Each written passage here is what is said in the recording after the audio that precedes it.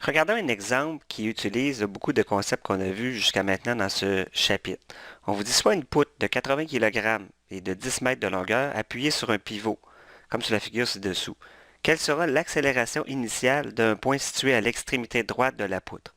On veut savoir, ça serait quoi l'accélération en mètres par seconde carré d'un point qui serait situé complètement à l'autre bout au moment où on laisserait tomber la poutre due à son propre poids là-dessus.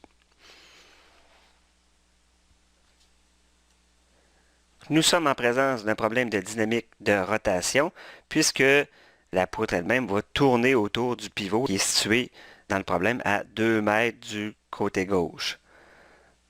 Nous allons avoir besoin de la deuxième loi de Newton appliquée à la rotation qui dit que la somme des moments de force qui vont agir sur cette structure-là, sur la poutre, va être égale au moment d'inertie de la poutre multiplié par l'accélération angulaire alpha. On va venir placer les forces qui vont agir sur la poutre.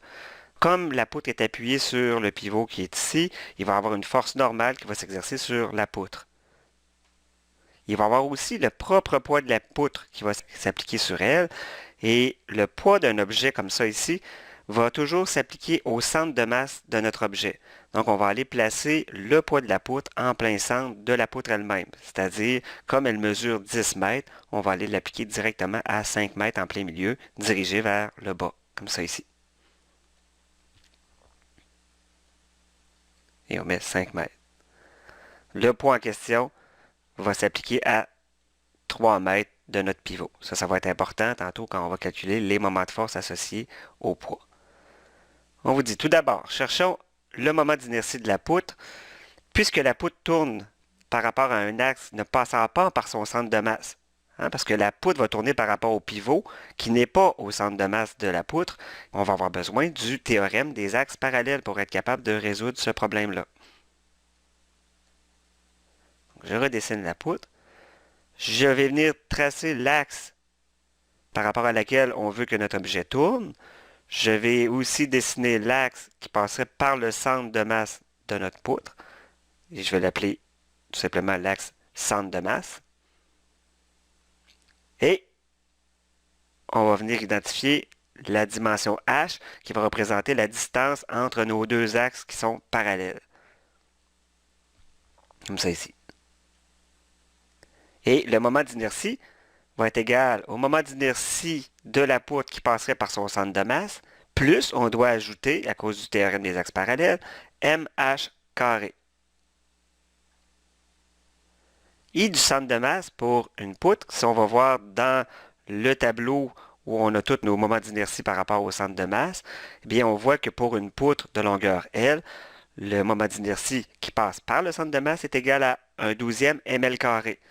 Faites attention de vraiment prendre celui qui passe par le centre de masse et non pas celui qui passe par une extrémité. Notre théorème des axes parallèles nous dit que le moment d'inertie est égal au moment d'inertie de celui passant par le centre de masse plus mh carré. Donc, on ne peut pas prendre n'importe quel moment d'inertie dans notre équation. Donc, le moment d'inertie par rapport à notre pivot va être égal à 1/12 ml carré plus mh carré. Ce qui va donner 1/12 fois la masse qui est de 80 kg, fois sa longueur 10 au carré, plus m qui vaut 80 encore une fois la distance h. Nos deux axes sont séparés de 3 mètres ici, donc 3 au carré. Ce qui va donner 1387 kg mètre carré.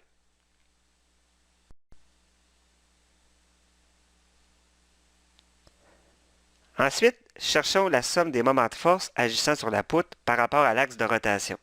Là, on vient de trouver le moment d'inertie. Maintenant, on doit être capable de faire la somme de tous les moments de force qui agissent sur la structure. Donc, on va calculer notre somme de moments de force. Ça va être égal au moment de force fait par le poids de la poutre, plus le moment de force fait par la normale. Ces moments de force-là doivent être pris par rapport au point de rotation de notre structure. Et comme la poutre va tourner par rapport au pivot, on le prend par rapport au pivot. Donc, le moment de force fait par le poids de la poutre, c'est égal la distance qui me sépare du pivot fois le poids de la poutre elle-même, donc ce qui va être égal à R fois mg. Comme le poids est appliqué à 3 mètres du pivot, donc le R vaut 3, fois sa masse qui est 80 fois 9,81. Donc le moment de force fait par le poids de la poutre est égal à 2354,4 Nm.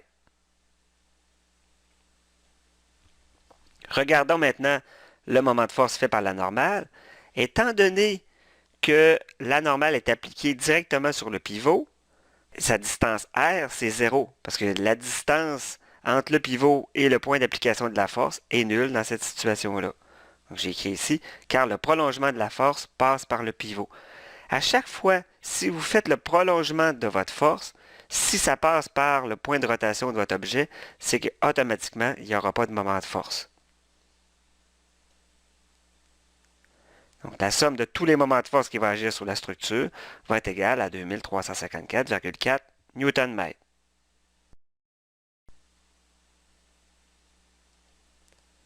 Finalement, on va aller chercher l'accélération angulaire et l'accélération de l'extrémité droite de la poutre, puisque c'est ça qu'on cherchait.